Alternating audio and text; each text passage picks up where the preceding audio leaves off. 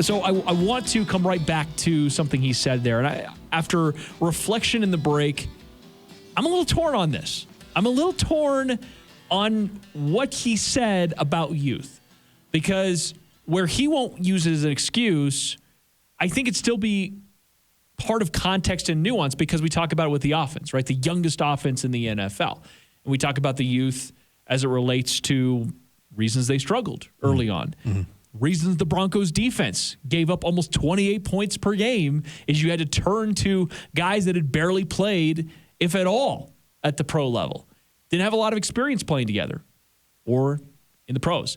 So I'm going to play this soundbite. So I asked him about the youth on the defense. So I'm going to play this, and then I want to sort of debate this with you just for a moment. Here's Alexander Johnson from moments ago on not using using youth as an excuse.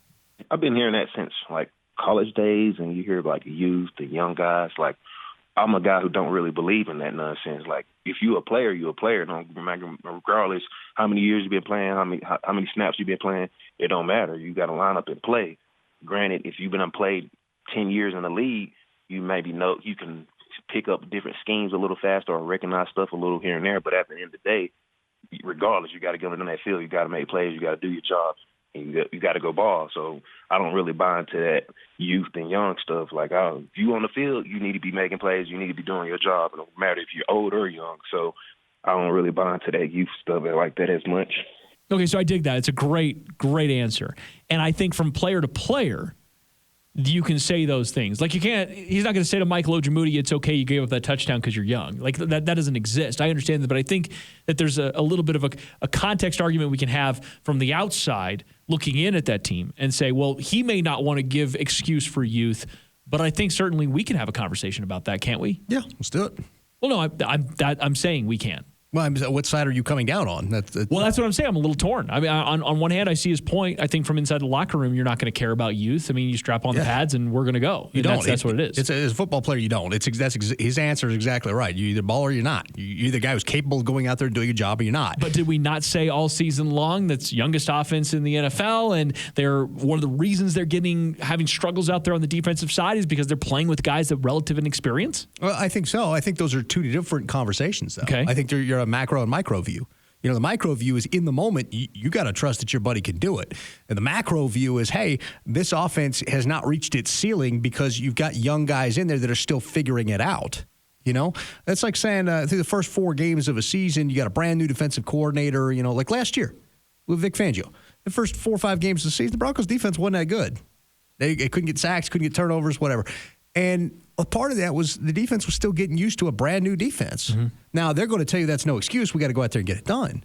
But the reality is that when you go back to the macro view, everybody's got the ability. You look at the defense, you say, well, this defense has the ability to improve and be better because they're still learning it and gathering it and getting all this information and processing it and all that kind of stuff. So there's a macro versus micro view. The individual view is always going to be, I don't care how old, how young you are, if you're white, black, green, whatever.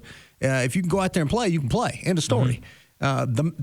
The macro view is going to be, well, these guys are young. We're going to go out there and do the best we can with them, and they'll grow into the superstars they'll become. I mean, if you look at Justin Simmons in year 1 versus Justin Simmons in year 4, you're talking about a relatively inexperienced player who got on the field a little bit versus an all-pro.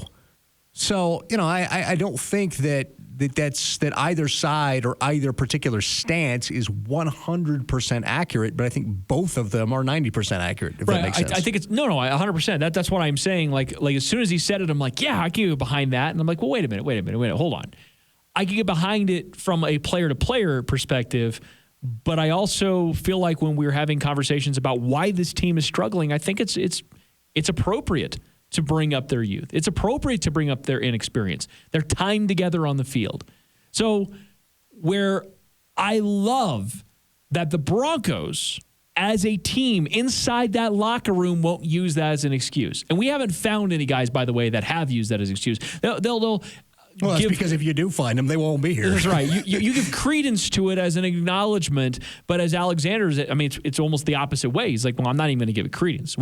Those guys need to go out there and play. If they're playing out there, a part of the 11, we have to win. We have to find ways to win, and it doesn't matter who's out there. But again, I think those are like you said, a micro versus macro, and it's two different conversations. Love that inside the locker room, though, that they don't really care about that, at least that context. Right. And you see the lengths that NFL players will go to motivate themselves. It's also against the world when it was the Patriots. Yeah. Nobody believed in them. You're the Patriots. Everybody believed it. So from that, you can kind of gather that Alexander Johnson's the mindset that we're not going to allow crutches in the locker room. We're not going to allow subpar performance to be okay because you're a rookie. You either can play or you can't. And I think that's the standard. I think that's exactly the way you need to be as a player, as a leader, as a coach. I think you need to have that standard. You put somebody out there and you say, here's the standard. This is what we expect of you. And if they're either able to meet it or you thank them kindly for trying and find someone who will. And that's unfortunately the cutthroat nature of football. But it's what makes it so great. Right. And that's from the micro view. Now, from the macro view, the general manager is saying, okay, we're going to let that guy grow into that role. It's going to be a few games. We understand that he's probably not going to be his best self his first try. Gotcha. And so that's where the differing sides of that coin come into play. I don't know. There's something called, I guess, either blind faith in Drew Lock or maybe just blind, I don't know. But anyways, coming back to this, I find this is kind of a fascinating conversation.